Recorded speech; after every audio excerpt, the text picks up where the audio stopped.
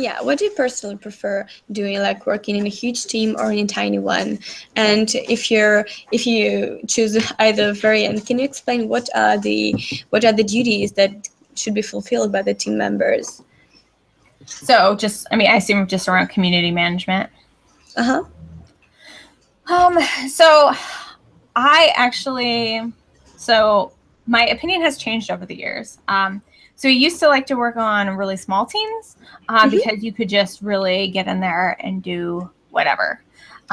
You could get in there, and if, you know, you needed to send an email, guess what? Guess who was in charge of sending that email? Of course. And, you know, I think we all kind of get in this trap sometimes where we're like, oh, it's Sunday at 5 and I need to send an email on Monday at 7. So here I am, Sunday night. Yeah. When you know, and I had a hard time transitioning to a bigger team because there were things like that. You know, I remember specifically an argument I got in with Maz's head of design, who he was like, I can't believe you created this graphic, and like you could have called me. I'm like, I'm not gonna call you on like a Sunday at like 7 to create me a graphic. Yeah. I'm just gonna like put one together and like Photoshop. It'll be fine, you know. And he's like, this is not our brand standard. I'm like, okay, our team's growing. Yeah. This is a growing pain. Like I need to work through.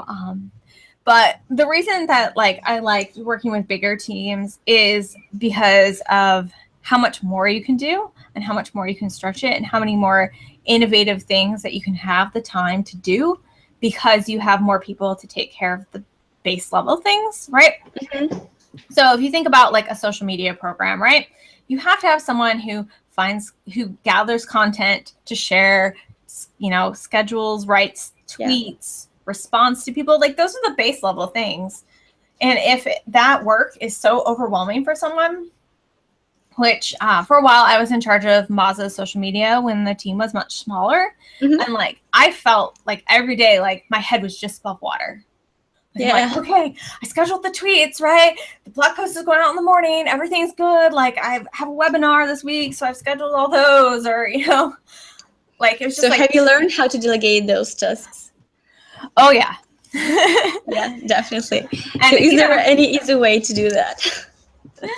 I mean, if you're looking to build a team, you really have to, you know, you can find people that, you know, are really passionate about those community things and know how to talk about the brand. I think that's really important. I think a lot of people don't realize how much people in your company talk to your customers, right?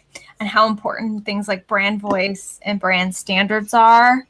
And I would say it's one of the hardest things to teach people is how to talk about the brand and how to talk about customers.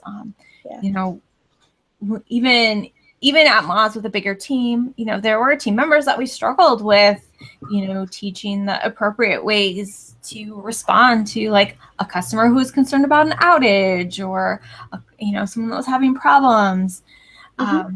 Because, you know, those more sensitive times you really, you know, it's really about like how you talk to your community and how you treat them. And it can be really impactful, but it can be really hard for people, or, you know, people can be overly concerned too, because sometimes, you know, if you've never been in like a customer service role or a community role where you're interacting directly with your audience and getting like real-time feedback, sometimes when you get that real-time feedback, it can feel really overwhelming and sometimes overly urgent. So, you know, people get really like nutty from everything from like a typo on your website. Like there will be people that are like, oh my God, I found a typo. And you're like, okay, it's like a typo. I don't have to wake up a dev in the middle of the night to fix it. Like you can just put a ticket in, we'll get it fixed. Like next time they do a deployment in a week or, you know, whatever. Or when that person comes in, they can do it in the CMS or, you know, however your brand works, which is very different from like the entire site is down and no one can get it. Like that's a real emergency. I see that. So, you know, knowing how to balance that and knowing how to talk, you know, as the brand, from the brand. You know, with Moz, we always talked as Roger, the mascot. So all like the Twitter account is Roger. Like that's who you are. You know, other brands, they will kind of tell you like which community managers or customer service people by like putting their initials like on a tweet or something or on a Facebook message. So it depends, and it can be kind of an interesting balance, and you have to figure out kind of also, when you're working on a bigger team, where the boundaries are and where the intersections are. Like for instance, with Moz, we had a clear line between community and customer service, and it developed like over time how we would do things. And one of the things Moz's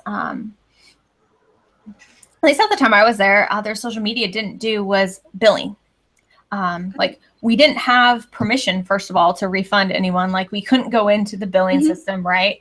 Because, a big company, you want to keep those things separate for customer security and secure, don't want any fraud, right? Your company, right? This is like basic. You got to make sure transactions work right, which meant that if someone tweeted at us or Facebook messaged us or link, whatever, connected with us on social media and said, hey, you accidentally billed me or my billing was wrong this week, we couldn't do anything about it.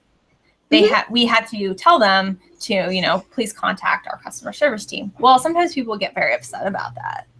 Sometimes, they're like, this should be a seamless experience, right? And you should be able to fix it right here in Facebook for me. And we're like, no, like, that's not like, there's like certain checks and balances. Like we got to make sure that you're, contacting us from the account that actually owns this account. Right. And we got to like verify customer information, and like only these people have permissions to go in there and give refunds. Like all these, types of, from a business standpoint that you want to make sure everything is good. But how do you go back and message that customer who's very upset that they got that charge? And how do you tell them, here's what you need to do to contact this team, or I've contacted the team on your behalf? And how do you work through that? And how do you make sure that it's cohesive without making that customer more upset and more worried that, you're falsely billing them?